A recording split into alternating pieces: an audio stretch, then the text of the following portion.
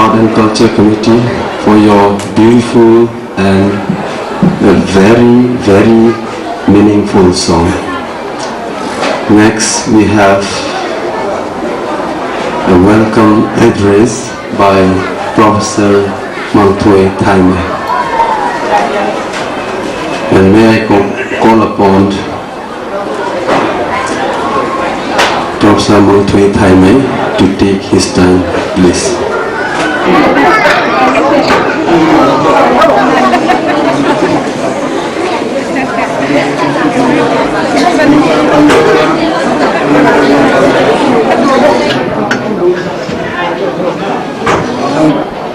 Samuel Jenda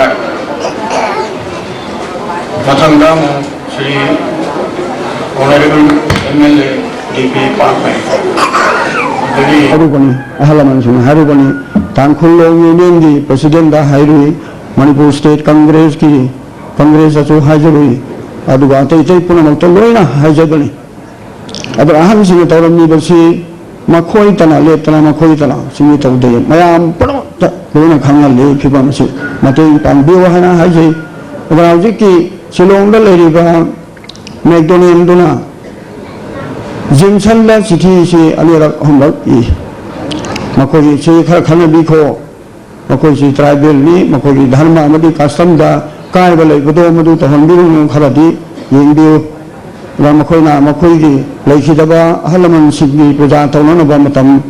ni bodo madu sahi amadi nanga lei makoi si se lehem ba suya yaroi har phawda sahi amatang di le halaga makoi gi aja puja du tawsno hada hai Almadu Matanga Manam Pale, Nanga Toriba Tokse, Magdonendula, Jimson the Harapachini, Nanga Toriba say, Masi, British government, the police, the tribals in the Dharma Amadi, custom the Kuting in the bar, Habiki Polisido, Maduda Akaibale. Other Nanga Masi, Todobia Dena, Nang Toropatarabadi, Assam Amadi Naga Hills, the Manipula Ladiban, tribals in the sea, Iho, my Iran, Kana Torani. Madhubi reaction Palo and the Hadra. No one the city. Harbour city is Kasina Harbada, Jimson Saiki, Matwai, Magi Tamoida, Tana Lane Mumani. Mahak Magna, Madhu Harakomatamda, Ay Toroi, Lehalagi, Hagadi, Haidi, Hababu, Mana Makata and Lokalinam Madu, Madudi, Mama Kuladum Tatle. Mana Masi Torokota Rabadi, Manipur Datanatana, Assam, Naga Hills, the tribals in Iran, Horkani, Madu Horaga, Magi Apapo, or Harsima Kambadi, Makut, Amohana Tangalapam Hide. Pide Habadi, Haide, Adu, McDonald and Zahiyama, Matam Pico and Harapado, Manata Mari Matampi. Aduna, October Tada, 1947, October Tada. Kunja sing si Nokoi Tha Mari Matam Pire, Sangaga Nokogi, Laisidaba, Halaman Singadugi, Honabi Pujadu Toro, Yunkai Sabadi Aro Henatore, Madudagi, Adum Laisidlanski, Haribama Pambanula, Tawani, Matam Suraga Sato High, Kunjana Sato Pangamo, Akoi, Honadi, Tawhidi, Yunkai Homba, Kun Homasi, Tawhidi, Kogi Jati, Akogi Dharma Madi Custom, Dayama Kaibale, Maduma Mohira, Sum Yena Kosina. Jimson की मतम दो लोरे मागी मथंदा अमामुलाए मादी की मतम दो सोदुम अमाजे महादुम ओय थोड़ी नहीं है ना अफवा वा कहीं तो हाइबी दो ब्रिटिश गवर्नमेंट की साइट की अब मादु अदु माइन तो मादु खुंचाद के तो बावान हसीलेरे मादु माइन तो मादु ना 1947 ला इंडिया इंडिपेंडेंट ओरे अब इंडिया इंडिपेंडेंट ओरे कोशिश इसा ब्रिटिश इंडिया ले लिबा ब्रिटिश ऑफिसर को ना कोई सक्रे मरी मतुंगिना मणिपुर लेरिबा जिमसन फासन न तैतै पुन मुसिल लोई सक्रे मणिपुर से देता स्टेट असेंबली लाए स्टेट काउंसिल लाए मखोई सिंगबरा खरा नुसीना साना तौबिगदरा हाबगो मखोई सिंगबरा अमु हेना यादबरा मखोइना सिदा लेबा मतिक चादे मसी मणिपुर की इम्फाल टाउन से एक्सटेंड तौगदोरिबनी मखोई चतबा यादे याम हेना कन्नम तोरो कोई मिलिट्री फोर्स था जो लगा ꯑꯁꯥꯔ ꯐꯟ ꯊꯥꯖꯤꯜꯂꯒ ꯅꯣꯡꯃꯩ ꯀꯥꯞꯍꯟꯒꯅꯤ ꯑꯗꯨ ꯇꯧꯒꯅꯤ ꯑꯅꯤ ꯌꯥꯝꯅ ꯙꯝꯀꯥ ꯇꯧꯔꯦ ꯑꯗꯨ ꯐꯥꯎꯕꯗ ꯑꯍꯟꯁꯤꯡ ꯑꯗꯨꯅ ꯀꯔꯤꯝꯇ ꯍꯟꯕ ꯂꯩꯇꯦ ꯁꯤꯕꯁꯨ ꯑꯩꯈꯣꯏ ꯑꯗꯨꯝ ꯁꯤꯒꯦꯔꯥ ꯂꯩꯇꯦ ꯀꯥꯞꯀꯦꯔꯥ ꯀꯥꯞꯇꯅ ꯍꯥꯜꯂꯣꯏ ꯑꯩꯈꯣꯏ ꯆꯠꯄꯗꯤ ꯆꯠꯂꯣꯏ ꯍꯥꯏꯅ ꯌꯥꯝ ꯀꯟꯅ ꯆꯤꯡꯉꯤ ꯃꯈꯣꯏꯅ ꯍꯥꯏꯗ ꯏꯔꯣꯏꯁꯦꯟꯗ ꯂꯩꯔꯨꯔꯣ ꯑꯇꯣꯞꯄ ꯑꯇꯩ ꯃꯐꯝꯗ ꯍꯧꯖꯤꯛꯀꯤ ꯁꯦꯀꯦꯟ ꯕꯇꯥꯂꯤꯌꯟꯒꯤ ꯁꯣꯝꯗꯁꯨ ꯂꯩꯔꯨꯔꯣ ꯁꯤꯡꯆꯤꯡꯕ ꯌꯥꯝ ꯍꯥꯏ ꯑꯗꯨ ꯈꯨꯜꯒꯤ ꯑꯍꯜ ꯂꯃꯟꯁꯤꯡꯗꯨꯅ ꯃꯗꯨ ꯀꯔꯤꯝꯇ ꯌꯥꯗꯦ ꯀꯔꯤꯝꯇ ꯂꯧꯕ ꯉꯝꯃꯣꯏ ꯑꯩꯈꯣই ꯈꯨꯜ ꯑꯁꯤꯗꯒꯤ ꯍꯣꯡꯕ ꯁꯨꯛꯌꯥ ꯌꯥꯗꯦ ꯁꯨꯛꯉꯝ ꯉꯝꯃꯣꯏ ꯍꯥꯏꯅ ꯇꯧꯔꯤ ꯑꯗꯨꯅ ꯍꯧꯖꯤꯛꯀꯤ ꯍꯥꯏꯔꯤꯕ 1947ꯗꯒꯤ ꯍꯧꯅ ꯂꯩꯈꯤꯕ Manipur state council Manipur state assembly ꯑꯗꯨꯗꯩꯗ ꯃꯅꯤꯄꯨꯔꯒꯤ ꯃꯍꯥꯔꯥꯖꯅ ꯃꯀꯣꯛ ꯑꯣꯏ ꯙꯔꯃ ꯑꯃꯗꯤ ꯀꯥꯁꯇꯝꯗ ꯆꯤꯡꯃꯤ ꯇꯝꯃꯤ ꯄꯨꯝꯅꯃꯛꯀꯤ ꯙꯔꯃ ꯑꯃꯗꯤ ꯀꯥꯁꯇꯝꯗ ꯃꯥꯅ ꯃꯀꯣꯛ ꯑꯣꯏꯕꯅꯤꯅ ꯈꯨꯟꯖꯥꯒꯤ ꯑꯍꯜ ꯂꯃꯟꯁꯤꯡ ꯑꯗꯨꯅ ꯃꯅꯤꯄꯨꯔꯒꯤ ꯃꯍꯥꯔꯥꯖ ꯕꯤꯔꯨꯆꯟꯗ꯭ꯔꯒꯤ ꯃꯅꯥꯛꯇ ꯆꯠꯇꯨꯅ ꯈꯨꯔꯨꯝꯂꯨꯔꯦ ꯍꯥꯏꯖ ꯅꯣꯡꯖꯗ ꯃꯥꯕꯨ ꯈꯨꯔꯨꯝꯂꯨꯔꯦ ꯃꯆꯥ ꯅꯅꯥꯎꯁꯤꯡꯁꯤ ꯊꯥꯏꯅꯗꯒꯤ ꯅꯤꯡꯊꯧꯒꯤ ꯁꯦꯕꯥ ꯇꯧꯔꯤ ꯃꯩꯇꯩ ꯅꯤꯡꯊꯧꯒꯤ ꯃꯇꯝꯗꯁꯨ ꯑꯩꯈꯣꯏꯒꯤ ꯏꯊꯧ ꯐꯖꯅ ꯑꯗꯨꯝ ꯇꯧꯔꯛꯏ ꯑꯗꯨꯒ ꯕ꯭ꯔꯤꯇꯤꯁꯀꯤ ꯃꯇꯝꯗꯁꯨ ꯑꯩꯈꯣꯏꯅ ꯉꯝꯕ ꯃꯇꯦꯡ ꯑꯗꯨꯝ ꯄꯥꯡꯉꯤ ꯑꯗꯣ ꯑꯩꯈꯣꯏꯕꯨ ꯁꯤꯖꯤꯟꯅꯕ ꯃꯈꯩ ꯁꯤꯖꯤꯟꯅꯔꯒ ꯃꯈꯣꯏꯒꯤ ꯗꯔꯀꯥꯔ ꯂꯩꯔꯛꯇꯕ ꯃꯇꯝꯗ ꯁꯥ ꯉꯥꯗꯧꯅ ꯑꯩꯈꯣꯏꯕꯨ ꯂꯩꯕ ꯌꯥꯗꯦ ꯆꯠꯂꯣꯅ ꯍꯥꯏꯕꯁꯤ ꯑꯩꯈꯣꯏꯗꯤ ꯁꯥ ꯉꯥꯁꯨ ꯅꯠꯇꯦ ꯃꯁꯤꯃꯇ ꯅꯨꯡꯁꯤꯕꯤꯌꯨ ꯍꯥꯏꯗꯅ ꯃꯍꯥꯔꯥꯖꯗ ꯍꯥꯏꯕ ꯃꯇꯝꯗ ꯃꯍꯥꯔꯥꯖꯅ ꯅꯨꯡꯁꯤꯕꯤꯔꯦ ꯑꯗ ꯃꯅꯤꯄꯨꯔꯒꯤ ꯅꯤꯡꯊꯧꯁꯤꯡꯒꯤ ꯃꯅꯨꯡꯗ ꯃꯍꯥꯔꯥꯖ ꯕꯨꯙꯆꯟꯗ꯭ꯔꯁꯤ ꯃꯥꯁꯤ ꯆꯤꯡꯃꯤ ꯇꯝꯃꯤ ꯂꯩꯔꯤꯕ ꯄꯨꯝꯅꯃꯛ ꯑꯁꯤꯕꯨ ꯑꯃꯠꯇ ꯑꯣꯏꯅ ꯌꯦꯡꯕ ꯑꯗꯨꯒ ꯃꯈꯣꯏꯁꯤꯡ ꯑꯁꯤ ꯏꯅꯥ ꯏꯆꯥ ꯏꯅꯥꯎ ꯑꯃꯠꯇꯅꯤ ꯍꯥꯏꯕꯒꯤ ꯐꯤꯕꯝ ꯑꯗꯨ ꯈꯟꯊꯔꯒ ꯃꯍꯥꯛꯅ ꯍꯧꯖꯤꯛꯀꯤ ꯇꯦꯔꯤꯇꯣꯔꯤꯌꯦꯜ ꯀꯥꯎꯟꯁꯤꯜꯒꯤ ꯑꯗꯨꯗ ꯃꯥꯁꯤ ꯑꯩꯈꯣꯏꯒꯤꯗꯃꯛꯇ ꯌꯥꯅꯅꯕ ꯈꯟꯅꯕꯤꯌꯨ ꯃꯈꯣꯏꯁꯤꯡ ꯑꯁꯤ ꯇꯥꯟꯊꯣꯛꯄꯃꯛꯇꯨ ꯇꯥꯟꯊꯣꯛꯄꯤꯔꯨꯅꯨ ꯍꯥꯏꯗꯅ ꯃꯍꯥꯔꯥꯖꯅ ꯋꯥꯍꯩ ꯑꯃ ꯑꯅꯤꯗꯪ ꯑꯩꯈꯣꯏꯒꯤ ꯐꯦꯚꯔꯗ ꯍꯥꯏꯕꯤꯕꯗꯒꯤ ꯈꯨꯜ ꯑꯁꯤ ꯀꯩꯅꯣꯗ ꯑꯩꯈꯣꯏꯒꯤ ꯃꯅꯤꯄꯨꯔ ꯁ꯭ꯇꯦꯠ ꯀꯥꯎꯟꯁꯤꯜꯒꯤ ꯔꯤꯖꯣꯂꯨꯁꯟ ꯑꯃꯒꯤ ꯃꯈꯥꯗ ꯑꯩꯈꯣꯏ ꯈꯨꯜ ꯑꯁꯤ ꯂꯩꯕ ꯌꯥꯔꯦ ꯍꯥꯏꯗꯅ ꯖꯨꯟꯒꯤ ꯇꯥꯔꯤꯛ 19ꯗ 1948ꯀꯤ ꯃꯗꯨꯗꯩꯗ ꯇꯧꯗꯅ ꯃꯈꯣꯏꯅ ꯍꯥꯏꯔꯛꯄ ꯑꯣꯔꯗꯔ ꯑꯃ ꯊꯣꯛꯂꯛꯄꯗꯣ ꯃꯗꯨꯒꯤ ꯃꯇꯨꯡ ꯏꯟꯅ ꯈꯨꯜ ꯑꯁꯤ ꯃꯤꯖꯨ ꯈꯨꯜ ꯍꯥꯏꯕꯁꯤ ꯆꯥꯔ ꯊꯛꯇꯅ ꯇꯨꯝꯕ ꯍꯤꯞꯇꯅ ꯋꯥꯕ ꯃꯈꯩ ꯋꯥꯔꯨꯔꯒ ꯍꯥꯏꯔꯤꯕ ꯅꯨꯃꯤꯠ ꯑꯗꯨꯗꯒꯤ ꯈꯨꯟꯗꯥ ꯂꯩꯇꯥꯗꯅ ꯇꯪ ꯇꯥꯕꯒꯤ ꯐꯤꯕꯝ ꯑꯃ ꯁꯨꯝ ꯂꯥꯛꯄꯅꯤ ꯑꯗꯨꯒ ꯃꯁꯤꯗꯩꯁꯤꯗ ꯃꯥꯔꯆꯇ ꯑꯩꯈꯣꯏ ꯇꯧꯁꯤ ꯃꯁꯤ ꯃꯦꯖꯔ ꯈꯨꯟꯗꯦ ꯍꯥꯏꯕꯁꯤ ꯄꯥꯂꯣꯟ ꯇꯧꯁꯤ ꯍꯥꯏꯗꯅ ꯇꯧꯈꯤꯕ ꯃꯇꯨꯡ ꯏꯟꯅ ꯍꯧꯖꯤꯛꯀꯤ ꯍꯥꯏꯔꯤꯕ ꯆꯍꯤ ꯑꯗꯨꯒꯤ ꯖꯨꯟ 28ꯇ ꯄꯥꯂꯣꯟꯁꯤ ꯍꯧꯈꯤꯕꯅꯤ ꯃꯗꯨꯗꯒꯤ ꯍꯧꯅ ꯈꯨꯟꯒꯤ ꯑꯍꯜ ꯂꯃꯟꯁꯤꯡ ꯂꯥꯏꯑꯣꯏꯈ꯭ꯔꯕ ꯂꯩꯈꯤꯗꯕꯁꯤꯡ ꯑꯗꯨꯒꯤꯁꯨ ꯈꯨꯔꯨꯝꯃꯤ ꯑꯗꯒꯤ ꯈꯨꯜ ꯑꯁꯤꯕꯨ ꯅꯨꯡꯁꯤꯗꯨꯅ ꯃꯇꯦꯡ ꯄꯥꯡꯕꯤꯈꯤꯕ ꯀꯌꯥꯗꯣ ꯃꯈꯣꯏꯁꯤꯡ ꯑꯗꯨꯒꯤꯁꯨ ꯍꯩꯀꯠ ꯂꯩꯀꯠ ꯇꯧꯗꯨꯅ ꯑꯩꯈꯣꯏ ꯂꯥꯏ ꯈꯨꯔꯨꯝꯃꯤ ꯉꯁꯤ ꯐꯥꯎꯕ ꯁꯨꯝ ꯆꯠꯊꯔꯤꯕꯅꯤ ꯉꯁꯤ ꯇꯧꯔꯤꯕꯁꯦ ꯃꯦꯖꯔ ꯈꯨꯟꯗꯦ ꯍꯥꯏꯗꯅ ꯑꯩꯈꯣꯏꯅ ꯇꯧꯔꯝꯕꯗꯣ ꯃꯗꯨꯒꯤ ꯑꯦꯛꯁꯇꯦꯟꯁꯟꯅꯤ ꯀꯟꯇꯤꯅꯨꯌꯦꯁꯟꯅꯤ ꯃꯁꯤꯅ ꯀꯔꯤ ꯇꯧꯒꯦꯕꯨ ꯆꯍꯤ 50 ꯁꯨꯕꯒꯤ ꯒꯣꯜꯗꯟ ꯖꯨꯕꯤꯂꯤ ꯍꯥꯏꯕꯗꯨꯒꯤ ꯈꯔ ꯈꯤꯇꯪ ꯄꯥꯛ ꯆꯥꯎꯅ ꯍꯦꯟꯗꯣꯛꯅ ꯇꯧꯕꯒꯤ ꯋꯥꯅꯤ ꯃꯁꯤ ꯃꯦꯖꯔ ꯈꯨꯟꯗꯦ ꯍꯥꯏꯅ ꯑꯩꯈꯣꯏꯅ ꯇꯧꯔꯝꯕꯗꯣ ꯃꯗꯨꯒꯤ ꯀꯟꯇꯤꯅꯨꯌꯦꯁꯟꯅꯤ ꯑꯗꯨꯅ ꯍꯥꯏꯔꯤꯕ ꯅꯨꯃꯤꯠꯁꯦ ꯃꯁꯤ ꯃꯦꯖꯔ ꯈꯨꯟꯒꯤ ꯈꯨꯟꯖꯥꯁꯤꯡꯒꯤꯗꯤ ꯍꯔꯥꯎꯕꯒꯤ ꯉꯝꯈꯩ ꯂꯩꯇ꯭ꯔꯦ ꯃꯁꯤꯁꯨ ꯇꯧꯔꯤꯁꯤ ꯊꯥ ꯀꯌꯥꯃꯨꯛꯀꯤ ꯃꯃꯥꯡꯗꯒꯤ ꯃꯁꯤꯒꯤꯗꯃꯛꯇ ꯂꯥꯡꯗꯨꯅ ꯃꯦꯖꯔ ꯈꯨꯟꯗꯦ ꯒꯣꯜꯗꯟ ꯖꯨꯕꯤꯂꯤ ꯗꯦ ꯍꯥꯏꯕꯗꯨ ꯀꯩꯗꯧꯉꯩ ꯌꯧꯔꯛꯀꯗꯒꯦ ꯍꯥꯏꯗꯅ ꯑꯃꯨꯛꯇꯒ ꯅꯍꯥ ꯑꯍꯟ ꯄꯨꯝꯅꯃꯛ ꯌꯥꯝꯅ ꯈꯧꯔꯥꯡꯅ ꯑꯩꯈꯣꯏꯒꯤ ꯃꯤꯇꯩꯒꯤ ꯄꯥꯎꯔꯧꯗ ꯅꯣꯡꯒꯧꯕꯤꯅ ꯅꯣꯡ ꯍꯥꯏꯕꯒꯨꯝ ꯇꯧꯗꯨꯅ ꯂꯧꯔꯛꯑꯕꯅꯤ ꯉꯁꯤ ꯅꯨꯃꯤꯠ ꯑꯗꯨ ꯌꯧꯔꯦ ꯑꯗꯨꯅ ꯅꯍꯥ ꯑꯍꯟ ꯄꯨꯝꯅꯃꯛ ꯍꯔꯥꯎꯕꯒꯤ ꯉꯝꯈꯩ ꯂꯩꯇ꯭ꯔꯦ ꯑꯗꯨꯕꯨ ꯉꯁꯤꯒꯤ ꯍꯔꯥꯎꯔꯤꯕꯁꯦ ꯃꯁꯤ ꯃꯦꯖꯔ ꯈꯨꯟꯒꯤ ꯈꯨꯟꯖꯥꯁꯤꯡꯒꯤꯇ ꯅꯠꯇꯦ ꯑꯩꯈꯣꯏꯕꯨ ꯇꯦꯡꯕꯥꯡꯕꯤꯈꯤꯕ ꯑꯩꯈꯣꯏꯒꯤ ꯇꯝꯗ ꯂꯩꯔꯤꯕ ꯈꯨꯟꯖꯥꯁꯤꯡ ꯄꯨꯝꯅꯃꯛ ꯑꯩꯈꯣꯏ ꯖꯥꯠꯀꯤ ꯑꯣꯏꯅ ꯃꯌꯥꯝꯅ ꯄꯥꯡꯕꯤ ꯑꯩꯈꯣꯏ ꯖꯥꯠꯀꯤ ꯑꯣꯏꯅ ꯈꯨꯜ ꯍꯣꯡꯕ ꯍꯥꯏꯕꯁꯤ ꯌꯥꯗꯦ ꯉꯥꯡꯅ ꯇꯧꯍꯩꯗꯦ ꯑꯩꯈꯣꯏ ꯙꯔꯃꯅ ꯌꯥꯗꯦ ꯀꯁꯇꯝꯅ ꯌꯥꯗꯦ ꯍꯥꯏꯗꯅ ꯑꯩꯈꯣꯏꯒꯤ ꯇꯦꯡꯕꯥꯡꯕꯤꯈꯤꯕꯗꯣ ꯃꯈꯣꯏꯁꯤꯡ ꯄꯨꯝꯅꯃꯛ ꯑꯗꯨꯒꯤꯁꯨ ꯍꯔꯥꯎꯕꯅꯤ ꯑꯗꯨꯒ ꯃꯥꯁꯨ ꯍꯥꯏꯕ ꯌꯥꯗꯕ ꯃꯇꯝ ꯅꯤꯡꯊꯧꯅ ꯐꯥꯎ ꯈꯠꯅꯕ ꯉꯝꯗ꯭ꯔꯕ ꯑꯩꯈꯣꯏꯒꯤ ꯁꯣꯟꯈ꯭ꯔꯕ ꯑꯆꯦꯡꯕꯒꯤ ꯏꯇꯤꯍꯥꯁ ꯃꯅꯤꯄꯨꯔ ꯏꯇꯤꯍꯥꯁꯇ ꯑꯩꯈꯣꯏꯒꯤ ꯅꯤꯡꯊꯧ ꯂꯩꯕꯥꯛ ꯑꯃ ꯏꯟꯗꯤꯄꯦꯟꯗꯦꯟ ꯑꯣꯏꯕ ꯂꯩꯕꯥꯛꯀꯤ ꯅꯤꯡꯊꯧꯅ ꯐꯥꯎꯕ British bu khana bada ngamdra phimam da ton nam thek tan leira ba matam praja gi namata right kai su leitaba case to ba ka tabi roi da ba court ka leitaba bail ka leitaba borosa ba nu pa li sai ma pa thora nu pa se pulaga thamji lo arum ka de ka langse ma case leitaba haning bada ha ke da bara leitaba case ke simana sumro simba adu matam madu da pikhaba khun khujo macha ma khatang ahlman kun thana adu ma British sarkar prithvi da numit ta ba mafam leite da pak sana pai ba matam hauji ki British ha jidi hauji ki England jidi pisak pi asa muk ta chawrom ni khoi kesu sitre matam du ki British ki lai mathang ni ma khoi na haidok ko do lo ni punamakta ko na even lo ka se borsa na haidok khade hana action lo re ko na lo sendok ku yai ma wa mani num to bi ai adu phau ngam mi hai wani ma khoi ru na ta ba jat na te yam na chawkhat pa jat ni adu phau da ai khoi ku treat to ba adu ki mati han ta matam da pikhal ba khun macham na fight to ki ba thona do madu ga ahal man da khoi sradanjali kat gi da mak ma sip paron to bani madu ga loina na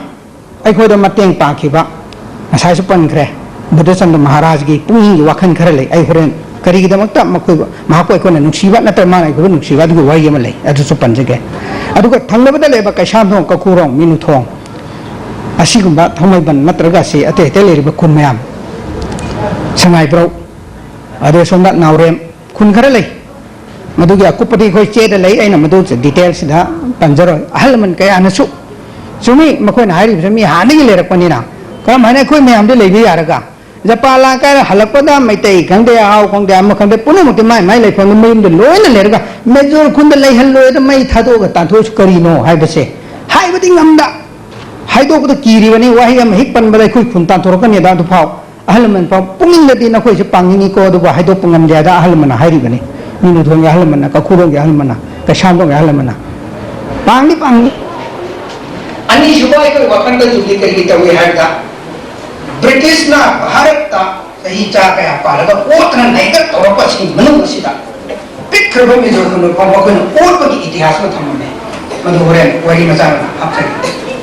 me jo ko no or pa loina imphal manu ba ta ba British reserve ta ba ko bui shu ko le ataw du British reserve se karai ma da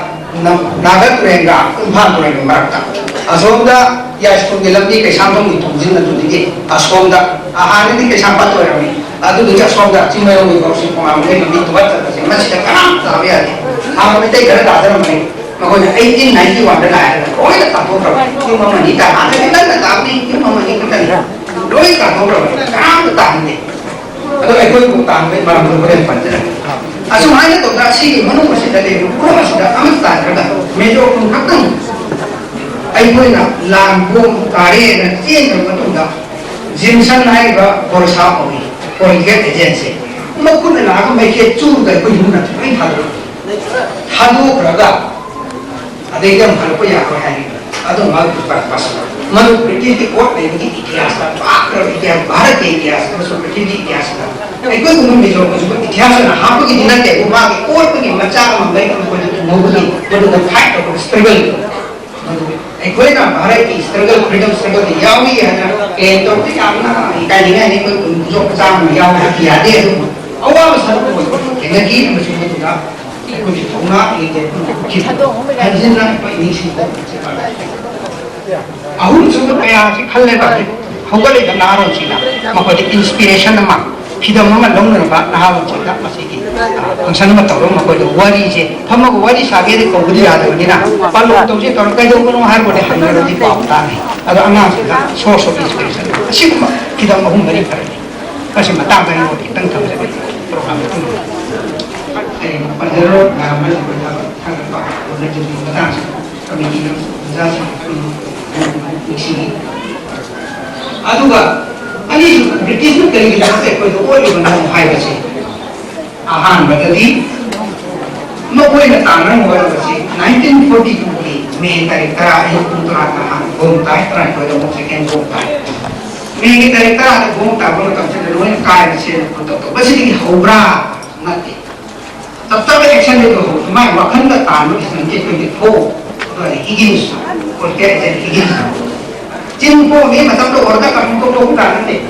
isai ma bai ko si subla ne ngara na bai to pa ga har me lore tu ma che ma ti ma che ma ta ma che ma ba ni ni ko do ꯑꯩꯈꯣꯏ ꯉꯝꯕꯁꯤ ꯂꯣꯏ ꯉꯝꯃꯤ ꯑꯗꯨꯅ ꯑꯩꯈꯣꯏꯁꯤ ꯇꯥꯜꯂꯅꯤ ꯍꯥꯏꯒꯅꯤ ꯃꯦꯖꯣꯔꯄꯅꯥꯅ ꯇꯥꯜꯂꯅꯤ ꯃꯊꯪꯗ ꯀꯣꯂꯣꯝ ꯇꯥꯒꯅꯤ ꯃꯊꯪꯗ ꯀꯩꯁꯥꯝꯊꯣꯡ ꯇꯥꯒꯅꯤ ꯃꯊꯪꯗ ꯃꯤꯅꯨꯊꯣꯡ ꯇꯥꯒꯅꯤ ꯕ꯭ꯔꯤꯇꯤꯁ ꯔꯤꯖꯥ ꯃꯅꯨꯡꯗ ꯕ꯭ꯔꯤꯇꯤꯁ ꯑꯦꯔꯤꯌꯥ आगे ब्रिटिश मणिपुर 1891 थंगारम जनरल बीर कोई फांसी तौर चही लांदारता मणिपुर लौकिबो मतमदो मधुद हाइबो इलाकाय साइ पनकी ब्रिटिश रिजर्व ब्रिटिश सिंगी ऑफिसर सिंगी लेफाम मकोगी टाउन ऑफिस के ओजना पाइन मकोना मान ने चौक पे लगा के लापने हिते ये छोटा डेवलपमेंट टाउन प्लानिंग का हाइबो मुझे काम है तो हैगा मधु तौदु खनबन ಅದು ಮಾಡಿದ ಪಕ್ಷ ಏನು ಅದು ನೋಡಿ ಕೈಗೆ ಕಾರಣ ಮಾಡ್ತಾ ಲೈಫ್ ಮಾಡಿದ್ರೆ ಐಕೊಂಡು ಬಂದು ಸೋ ವಾಕತ್ನ ಪೋತಂತವಿ ಅದು ಹೋಗಿ ಕರೆಕ್ಟ್ ಕರೆಗೆ ತಕ್ಕಿ 1924 ತಪ್ಪು ಮರಂದಿ ತಮುದು ದಾಬ ಕೊಯ್ನ ತಬು ಇಶು ಮರಂದ ಮಕೊಯ್ನ ಈ ಬಕೋರ್ ಪಾ ಎರಿಕ್ ಅಶು ಖಲಿನ ಖಂಗಿನಿ ರಿಪೋರ್ಟ್ ತಬು ಇಶಿ ಯಾಮ್ನ ಇಂಬ ತಪ್ಪ ಮಚಿನ್ ಥೀದವ ಕುರಾನ್ ಥಿ ತೌದವ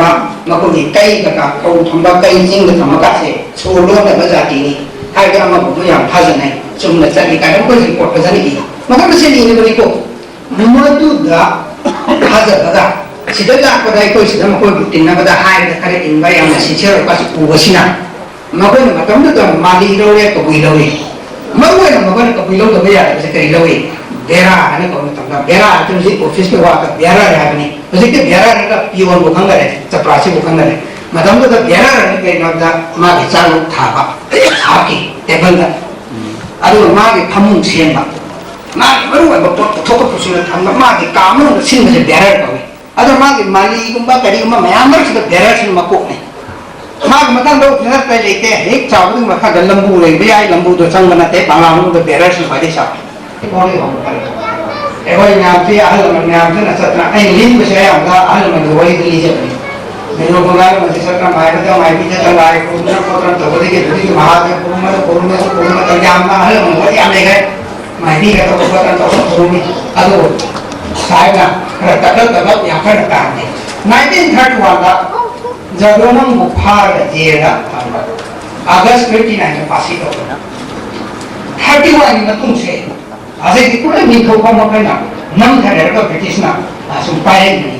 इंडिया का मगर फाइल वही अगेंस्ट महात्मा गांधी ने करी ने इंडिया के चौसो को इधर क्या ना फाइट हो गई एको उधर डायरेक्ट स्ट्रगल लिया को मंदिर जो एको सब तो एक पार्ट था ये जो साइकोलॉजी में काम कर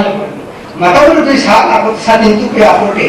साथ दिन लोग को न हो तो केस का पुलिस का था मान डायरेक्ट आगा तो विषय ना कल को हुआ नहीं ना करे वाला सब का ले रूल का लो का ले कंप्लेंट दे जाते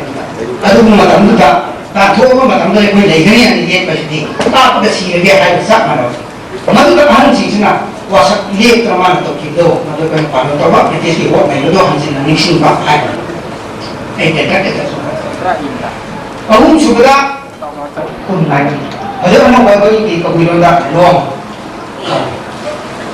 आज मानन तो मतलब मैं सब को केसी वरी में मधुद देखि थोड़ा पनि भले कोई कबिरो की कंगरी बसे कुन की मनी नहीं थोड़ा मस्जिदी हजिके अनो बगी लेबा मिंगनो अनो बतोर को म्याच थोक ने ममा के आई वरी इम्फाल ची लेंगेदा उमत के ममा के आई मस्जिद ले को आदर के नंदा मैं ते ले को या को किता कंपेयर करनी है मरम ते को तबा के ले को करे के नोय ना थे तो बता है तो कर नहीं मैं ते को या सु आई कल दे अखन नहीं है बता के आई बनी सुन सुन ममा मा का नहीं आई या तो को ना मस्जिद इज्जत नते पंजवनी अखन नहीं मारा पता अमुन या का सुमानी की करियानी की महाउसिंग दा लेकुन देगी संगमना नुदुम इंथोका ताइबंगी थोरे की असाई को कोई वरी छे तो अनरी मेते बुया अदु माने ई धर्म तुम सिदा अमुका मेते के लायोंदा मतेरी सदोरक्तरा आय तारे संभरपरा किस के बड़े सम्मनी याद तो ब्लॉ वरी विधि धरने मत तत्ती मनीना कबुइरुन सिंगा बुइरु सलंबना नाय हाइबा कबु सिंगर ने सिमाते के बिया मु आई ने मजे पलपति कबुइ के वरी दा पुया माने माने इरम जे करी हिरो तो मैं आना तुम टीचर ने कबुइरु सलंबना दा कबु सिंगा गारे इशिंग लेनी लेइन तो कंगो का तंगा कबु सिंगी खुदारतना तंबा तारे मधुबू हजिक माइबी सिंगा लाय हराव दे सेक सकदा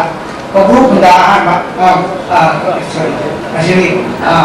कबरू दा येन खुंदा हान हायरा कबरू ता हान खुंदा बि वरी मा लायो दा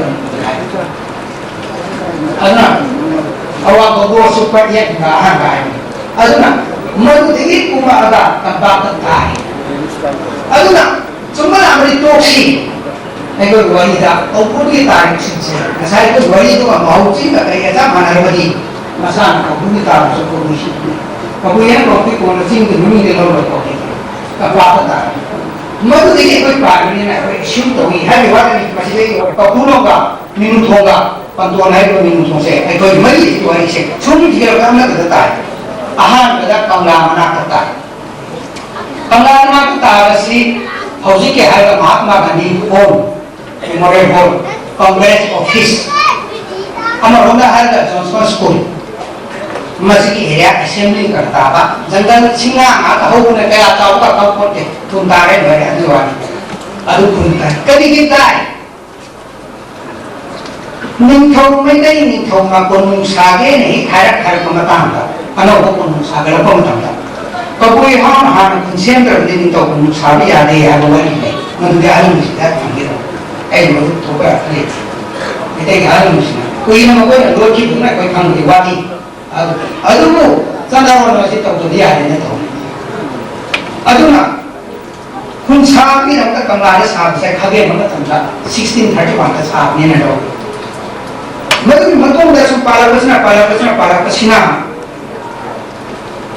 मर तक वागी लाना पको का चेन पको का मतलब तो बैठे चंद्र मतलब दा सुनता हम लाग पसीना कई तरह उनका को की मतलब तो है मुझे मां से उनसे पको तो का का चेन में लानी होते कि मुंह लाग उनका लेगा मैं को ना ते सिंता तो लेगा कहीं उन को भी तुम दोनों ले अगर गुजर का है से कई तरह उनका पर गंभीर सी मतलब मुंह लाग में तंदा मां उधर उन लाके बैठे चंद्र ना सारंबा लाजवाना मां सकी बैठे चंद्र ना साबुद अगर इन हुजिगे सिरी निखववारी बनते तबुई कुन करम है ताई है कमलादा हाना उदो पकन मोम तब सुपला के पार में है मतलब दिली कबूल साबे साबे आई वरी के फंदे कमलो ने आ तो चलो हगे मन साबसिना से में खमो मतम दा साब मतम दा को कुन साब मतम दिली पंथोंगा जुंगलंगा नु तेजरी मना ता जुमुसा अमले एकोन मतु बंगु को बंगु अति उमम लाइ एकोन कोन लाइ तो एवे कोई लाइ पंसु हौजिक पाव ककुनो दि मदो मकोई पांथा बे याव को कोई एजो को याव पर तो जिते मदि इलाका सिंगर बसु पानी नदु बिदार को तावि नुन नु तावि ककुनो दि पाव लाइ ऐसा तो से याव मिनु तो से याव अदुना चेई करे मुखा पर चे आदि के बैठ चंद्र मतम लसु मागे दुदा लाते मागे निथौ लो फंदा आ बला त लमांग लो कुन छाय मा त तो बुइ कुन छाले अदि साउ कुन तो चिनी को भय जति थानिन कुन भय ले बला मांग तो बुइ कुन छिन बैगा चंद्र न मांग गा कुन छाबो तंदा अब न तो बुइ कुन छिन अदि न तुगा जि लामा को बुइ कुन दा को कुन माइ बसे आ चिनी को कुन ते सि को कुन माइ बसे आ चिनी को कुन मी को ने को कुन को लामा को बुइ को बसे अदु मदु लोगों पे चंद्र न से करे मु लेगा लालो जी को गवर्नर के हाउस असिदा हां मु पुनुसा को मु को भी कुंता होना कनो की जी को कुनो ता बसी की नंबुन तुरेंगा मकुसी तुरे मचा मा पंगला की चेथोरपा जी की प्रोग्राम की ही मखा नाला मचा दो जी की ग्राम सजिन ग्रेस बेयम सारे मदु में के नि तमना लाइव खाउ नहीं न लोगे मदु तुरे मपा को भी कुन ले मदु 1890 वाले पंडित जीก็ผู้ยาวมาคุณชาเลยก็คุณชาเลยไอ้ดูก็เลยเดี๋ยวช่วยเลยเจ๊กระช่างต้องปรับดูถ้าตาอันนี้มันสุพรรณถ้าเด็กทำได้ไอ้กระช่างต้องอะไรคนมาทำได้มาดูออกตัวไปแต่กระเด็น1991มาออกตัวไปแต่กระเด็นมาเอาไปที่ไหนดูมิตรมันงั้นที่เขาทำได้คนชาเราอะไรออกตัวไปแต่ก็มาเลยจ้ะบุตรจะไม่มาอะไรไม่คนจะชาอะไรก็วิ่งไหนยุ่งชาไปภาวะคุณชาติเขาว่าไม่ได้คุณชาติแต่นี่พี่น้องไอ้ท่านนั่นไม่ใช่ไม่ได้แต่กันคุณเชื่อไม่ใช่ไม่ได้โตแล้วก็อีปานท่าก็ชิงจูท่าก็อะไรบีโอ้กิมาไปหาก็ยันลุ่มผมก็แต่นี่ก็หันดูก็ได้กุมราหิงอะไรบ้าง मुनब्रा सीब्रा येंबा अदे फोगी हापगा हांदोर कोन तल फोगी दो हाउब्रा लेगा तु साबरा इंब्रा सिकुनो से येंगरगा अदेगी मंग तमगा पुंया हलनंदरा निमित हुमी अमुत पचादना याम सेना मथंदा लेरगा मंग तमगा फरे का काहम तम सिदा हरे ना हार का सिदा कबुइसु खुनसारे मिथौसु खुनसारे असिगी मतुंगिना कबु मैना हारिबसे ताखंगे ममा इनुं हाव चनु हारिबसे कबुइ नुपिनि हाय वारिसि वारिबा आदुदिगी पाखंग मचा आदिगी करिए ताउटिंग मा कोइ मखन मखन mama सिंदो केनोनी हौरेमा ano ano ka adigi lai mete din so na warami para ma to bi ke no ka hare ko se wai press to no ge ko so bi do sori ko se ei ba ko na praja ko na nushi no mai mo na ko ko na ha ji na ko ji na wo ji so ko me jo ko ko na ha ka ba ko di mete ya ke na bari ka ka ba ma ko ka shilong gi ra dili gi ra ka ga ra lai da ko nushi na ha ba ni ala ma ka na te हाँ नमे तेरे सुचनी नरमरी हिंदू वादा super टोकी अरे अमुका हाँ मैं हमसे नगा में हमसे अमुका सुपर क्रिश्चियन रखा मैं हमको वर्ड सटोकी ऐनी मौसम तो है बस मैं तेरे बच्चे बिना पति हूँ थोड़ी डूबनी बाजू ना मसीह तो लीडर कौन मचकरा वो इतनी सारी चीज़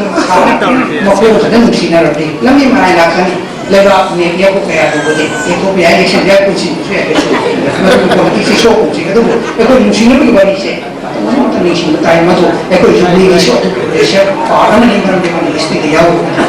कुछ जगह जगह मैं आगे भी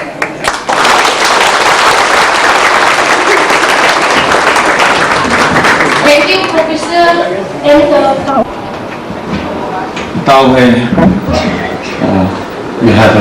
Now we have a short speech. A speech from guest of honor. First we have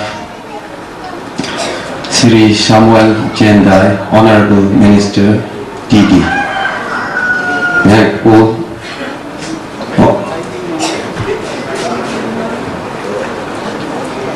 Second of Sumai, Manipur Chief Minister Saina Chief Guest Mongomai Golden Jubilee celebration from President Mongomai Forest Minister Second of Sumai MLA Akaina Mikong Nam Tho Nam Na Andi Mugwer na Second of Sumai former Minister of State Home Affairs, Municipality and Councillors, Madam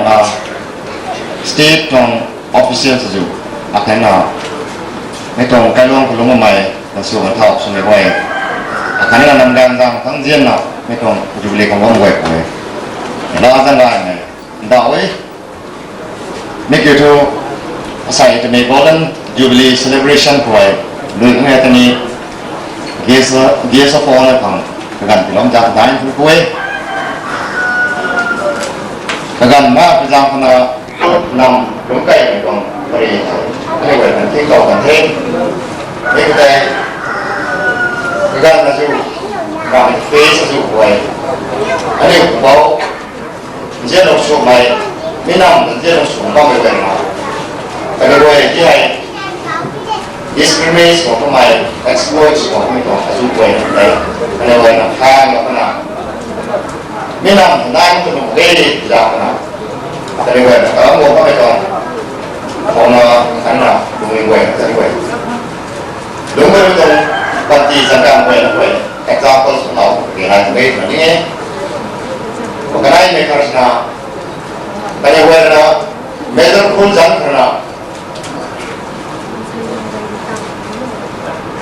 Tán của nó bị tông tàng quay nó tại mấy con nằm con individual của nó tán cây nó bị tông nghe nó như vậy là cái tông là cái nó nghe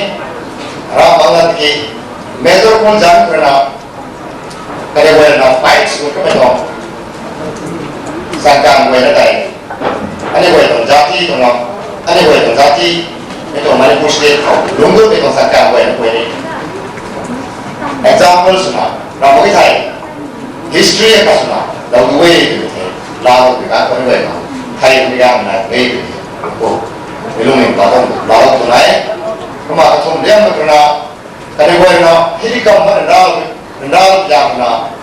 sai measure full tụi nó không có nằm của hay khi công nó mà con thành bộ thành I just want to also my guest of honor, President Sumisako Sri Shaman Jendai, Honorable Minister of TD. Guest of honor, also my Honorable MLA Sri DP Panwai. Also my guest of honor di tau agak larang kalau itu dapat dulu. Honorable Chief Guest, the Chief Minister of Manipur, the President of the Council, Professor Ramnamai Kame, Minister of Forest, Environment and Law, and guest of honor, Honorable Sri Jendai Shaman, the Minister of Cabinet. Kai, and the fruit of its flavor is very sweet. And I can know si sige mahay, yamna tumba mahay. Si ikoy kawo mami ay ba. Lay adugong na si kundi kiso ikoy yamna learning ay ba yam lay. Ako na high ako na kangre dari classroom to so ako na say ako maming say arwa ako ang high tara si professor Ramnamai Kame kita gold medalist ni high tadi ako tar pani ako na nete professor Majnun Thompson yam sacrifice about London sacrifice not to be for the village London sacrifice for community London city sacrifice the city combine the history niya why ni nyo tunay ito mo ani sina they are the foreigners mo sina ako parang daw mo si computer ni tawag lagi mo we have so many things so many lessons we have learned from them mo ani digi amna ay lessons ay learn to ado gina magta ay wakante amna haraw sa bini Naway ba? Majuda na tala, ikay atay so, ikay lecture, agad at department principal, ikay professor Manfred Thompson ba, professor Manfred Kame ba, atay lecture kaya so, ikay doctors, so, mali mga so, ikay alpaw, tayo engineers kaya, mali mga laser, ato na tala ako sa officer class laser, ato na tala, handa kasi sa civil service na, ikay Sean Kame, mahal na so, ikay civil exam na, Quality allied service function so the first pioneer ba again Arun Singh not kadi as president ng panang si may kadi karon na si pangi balaw at ay ipat may na suffer of people may dali ni asila na na if we continue to suffer and if we strive harder hola there with so na masi pati pangi ba hay sige ni ay hay ni asika sige kon sige ikay baruan na zinenong di missing na at tara zinenong di prasam yang na ay so ay zinenong community kimi ang maway na natraga may follower ay na hata tara or co-worker ay na tawag ng tanda ay wakan so may lay ay wakan si kanong tanda yam na wakan si yam na chawui kadang-kadang sa sarko karay na so ikay daso jam na glaring waka leader yam lay si kanong tanda ko yam na para sa ado ang fit hence the way ado mo so not only done still many leaders will be coming up ado many prominent figures will be coming up ado ikoy uningi ado on the view ikoy pagtatapag tawsi kan na on si nari aso tamno tamso hojiki matam sidi if you want to shine in your life ikoy consistent mani lerti नहीं machine सी तंत्र बजे होने तो machine होने तो बजे अगर भी ताना ताना कया मुझे कोई सामने से कया लेजर रखो होने तो बजे सोये ना मुझे भी भाई अथम भाई ज्ञान गिरी ज्ञान तोसी या सिखुन से हाजिर नहीं aduga madhu suna sade aduga hatna hajin ba maram aiki masikida hatta aiki aiki maroina masida akiba jalan communities ka mai kai to ki ko pasin siba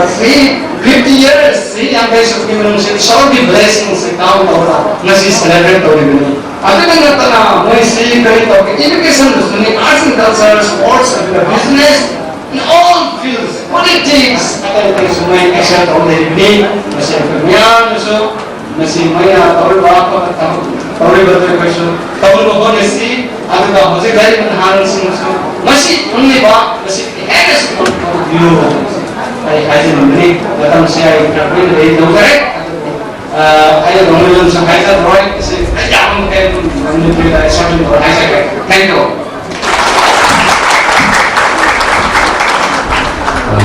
Pada waktu ada jasa owner sponsor mai belai CGP kami.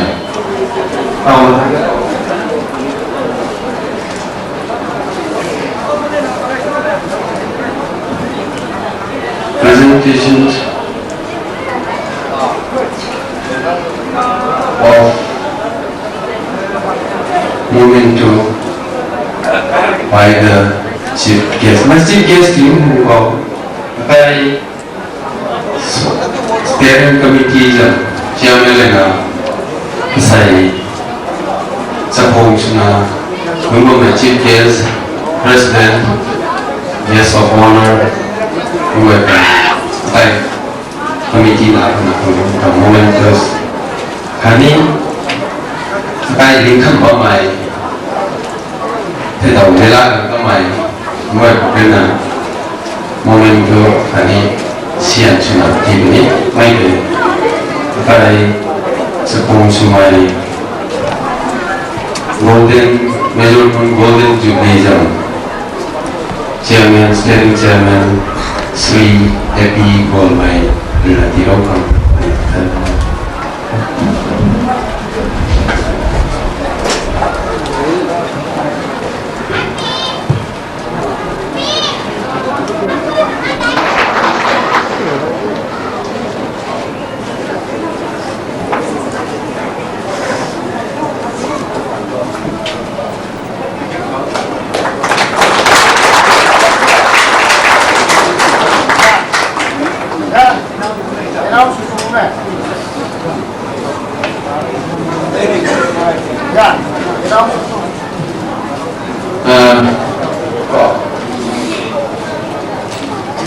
Sudah damai baik saya function from President Suamai Honorable Minister Forest next go Sri Samuel saya function bina guest of honor Commander Samuel President Cabinet Minister Bumit không có từng nó cô đây là support của mày đây còn mày minister is rồi tàu thu MLS nó bao mày cái mấy cái support của mày Sri DP ban mày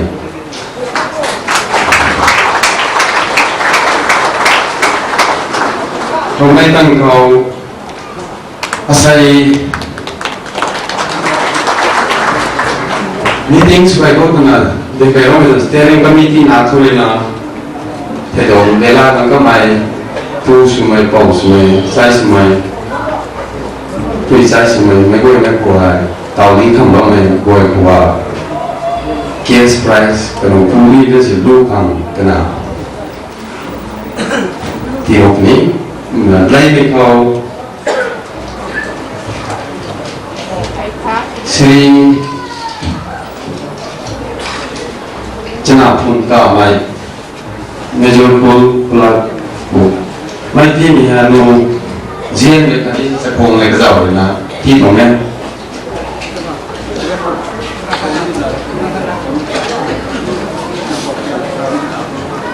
oh mai apa ngalang apa ni saya tu kai bang mai tahu ngalang karena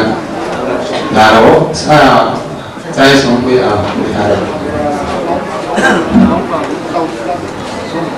เขาไม่รู้เขาทำงานเจ้าเลยนะอนุนี้คำว่ามันไม่ทางระบอบไผ่กุ้งแก๊สไพรส์ที่เราไม่ที่เราไม่จันโตสรีสนาคุณไก่โคลงฮันนี่ไปไก่ตรงเมมเบอร์ไว้ของเก็บเอาไผ่กุ้งที่เราถ้าตั้งแต่เราไก่โคลงเขาไม่ไก่โคลงพ่อไม่ไม่ก็มีแต่ไก่ตัวหลังไว้นะครับนะไม่ใช่เราที่นี่มาทั้งนั้นเขาสรีมายูกับไม่มาทั้งนั้นเขาสรีมุตีจาริลูโกลไม่เต่าเด้งบังเด้ง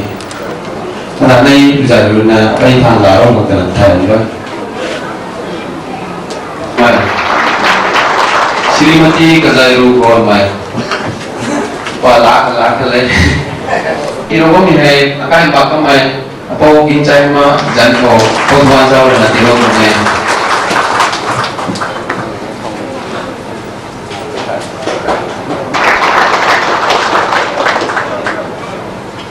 उन्हें बाका नहीं करना लोग हैं कतान तो acai Souvenir Committee na list Souvenir Committee na akai measure pun kai rong ang angka ro ko mai saka ro ka mai kangsa Souvenir Committee na kanu te ni to mai kang suna angka ro ko mai ngoi kan momentous ti ni di ro mi na sai function ko बताया इसमें हमने chief guest में तीरों में भी जाना है मैं कोई को पाप करो मैं कखंगाई कामसोन ऑफ कपुलों लेट है मेरा चाव पाल में ऑफ केसाम थोंग पोदु लुंग पाल में ऑफ वंगमा निखें चाव गोल में ऑफ केसाम थोंग लखमोन गोल में ऑफ कपुलों खंगखुई लुंग गोल में of कपुलों Winetna gol mai kakulong Jingkong gang mai Kaisam thong Ophon chung gang mai kakulong Matwi hong gol mai kakulong Abunna gol mai kakulong Machun bung Kakai kong dan tu ai jauh ta mai wakha Dari chung Pelaku kesampong, koisi kesampong, keguiga pelaku naurem, amuthoi kunbu ampakai, nujunga pelaku ngoyangkom, ketuna pelaku kuptuna pelaku dagairong. Không ai thằng đó cô, akai jad nama mai bai mai, akai kon saka songkaro minae, lain ko A. McDonald Congar, President Naga National, lain ko A.S. Bansi,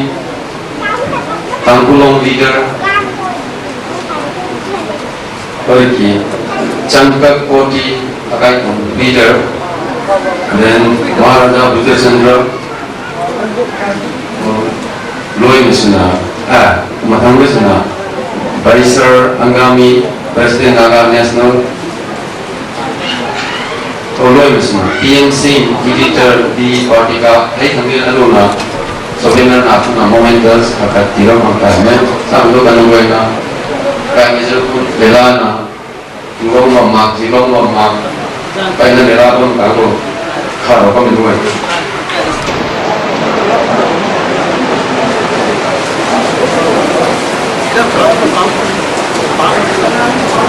Ni nagmama thoda kalau biyo ko ni price Kaguiga Naurem Laku Kaguiga Naurem Laku Kaya katong tanan namin ito Naurem eh kaya ninay ito laro no Kaguiga Laku ta Jinghong gang mai kisam thong Jinghong gang mai kisam thong Katang Lekau Vice Anggami President Naga National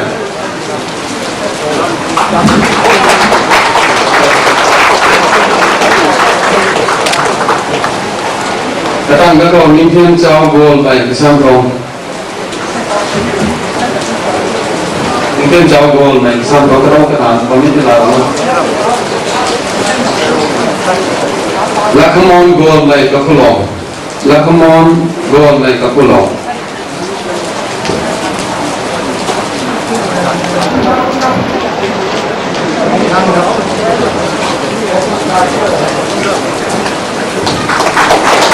Lakamon Gol mai Kapulong Nakangagaw Daichong Pelapu Kesampong Daichong tak biarkan kesampong kita hujung memang baru kok Nakangagaw Paudulung Pal mai Wongma Paudulung Pal mai Wongma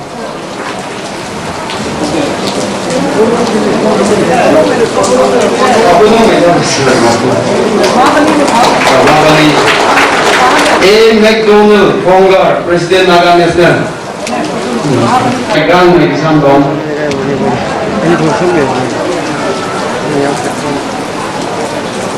Ikai Kunaraba Maharaja Buddha Chandra ki macam susi dah lagi ni vaksin dia juga lebih banyak lagi.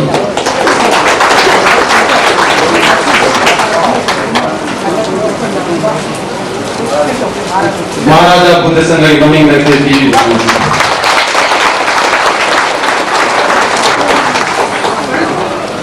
Kakanggai Kamson Kapulong.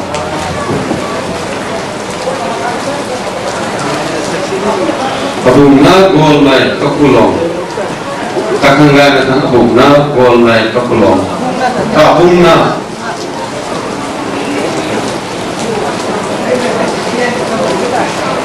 Kang Kuirong Gol mai Kapulong. Kang Kuirong Gol mai Kapulong.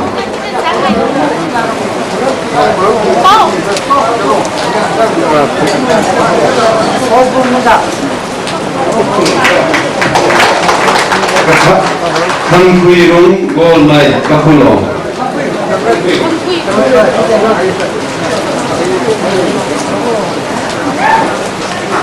Ong Pon Chung Gang mai Kapulong. Ong Pon Chung Gang mai Kapulong. Mathui Hom Gol mai Kapulong. Mathui Hom Gol mai Kapulong. Winetna Gol mai Kapulong. Winetna Gol mai Kapulong.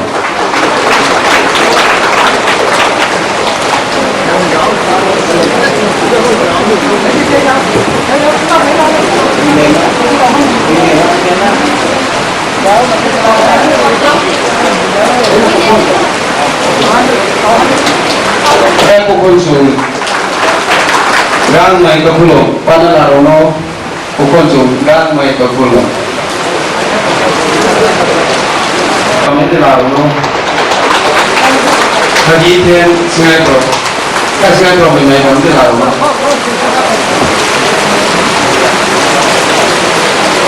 Puisi Kesanthong puisi Kesanthong atau kenapa mungkin Palaro ini Kesanthong ini Palaro kok kadang saya pakai dia dong kata Palaro mereka yo pelaku pansan Palaro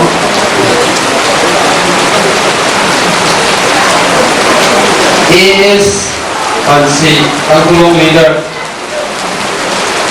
IPS Pansi की किसान सुसिंग ले रही उसे college दस्ते लोग भी तैयार लगे IPS Pansi करना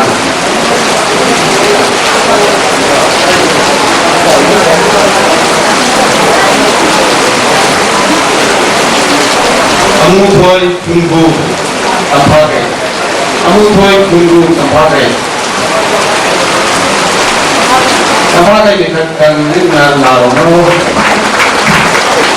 thôi cùng một tập này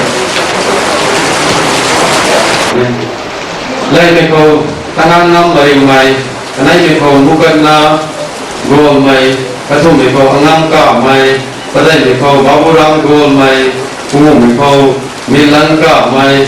Adang kau karuning pal mai,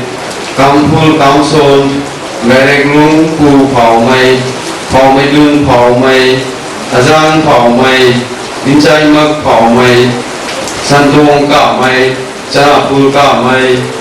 mu pal mai, manichan gol mai, fulong gol mai, abung gol mai, anai pa gol mai, kaparung gol mai, gai kolong pau mai. Laksman ka mai, Jambong long mai mu ka mai, Gajarung pau mai, Zailu gol mai, Kazailu gol mai nuway kaken, kanu kapong parang mang sina. Linggo minuway nae, kanu ay kapong duro parang long kakataw na raw, na makamit hangga kataw ka na nuway na parang katong na raw. Dahil ko tanang akong serious. Mai cái này hàng ngày tàu 6 thế là nắp tu còn ở cái gần này cái đấy không là cái này tàu phá cái mình dẫn nuôi từ cái tảng hồ dẫn đấy tàu mấy thằng này nuôi nó là cái lúa mình nuôi là cổ của mình nghe. Bây giờ hôm nay chúng đi tại công ty na bây giờ hôm chúng đi bây giờ học sinh hóa sinh kỳ 지금 봐, 양양팀 팀으로 봐. 박재로스가 와보기가 좀 어울리가 그들이 거기서 상당히 거리시는 이만하기 위해서 그들이 거기서 가봐야 그러나 지금 박재로스가 계속 올라시키고 방문한다. Federal University, Jepang Jendai, और भी degree पावी, इधर आगे email minister form, पढ़ने के बाद अंतर्राष्ट्रीय जो पुरस्कार ताऊबा पुरस्कार कोपा पुरस्कार इधर काउंसिल धारणा जो दा पुरस्कार ये Nanti begini Pak Sri Jerong, orang nasi kaya kejutri Pak untuk sini. Jika dia ada pemerintah kami Pak menipugi sekali bangun lagi. Sebab begini Pak, aku dijawab kami Pak. Kalau lupa, berapa? Oke, ekor Kali mana kita buka si pompa, golden jubilee celebration si tahu ini mau action, kita betul dah. Ya, mereka itu mana tapi saya, ada dah. Major policy kerana itu kerana major policy ba, ada masalah ni tak tahu ba, mana mana. Kaya apa, kalau tu di sana paling dah tak tahu mana mana. Wah ba. Maksudnya tu macam tu khadna, alam kerana, tu cina juga masih berhasil berubah kerana cina juga, kami kata, kau ini tu kata ini nak berusaha lagi, simagi, karena ini kau berubah tentang kami ini, kau kena ini berhasil berubah. Ada kenapa masih berusaha melakukan Riksum mula kasi mo isang usap ko so nagdaw sila tuloy sige medyo na kasi sanyo siya kasi balda yang sema well kambite ay na hedel budi dari kumba kullama kullama tanda kullama sebro ko tanda kullama thodiba matuki ityas kami wali nebo tri bhimo terma Ada major policy issue, kalau itu kalau major belum kopiyo, apa 하나 빅레이바 붙이면서 레이트가 그런 그런 자가다 바로 김에 아시다 여러마 성기 아니 가진이 버린 거기에 살다 동안 봐 아무도 내려봐 나가 방구가 먹이 상다 다시 내려봐 내려 그것이라는 기로 알리시고 알리시 너희 먹기 좋았다 내려봐 그래 약간 뭐 하이버스 넘쳐오시다 내려봐 하려면 지금 다른 야구 시키구나 성기를 먹어야 아이고의 레포터 다시 머리국이 저번에 지저분 성사 머리국이 고야를 레이웨스 하려면 문학다 하고 성사 됐습니다 머리국의 생리를 하고서 생리가 내리고 제가 소지막세 또가이 보면이라 또가이 보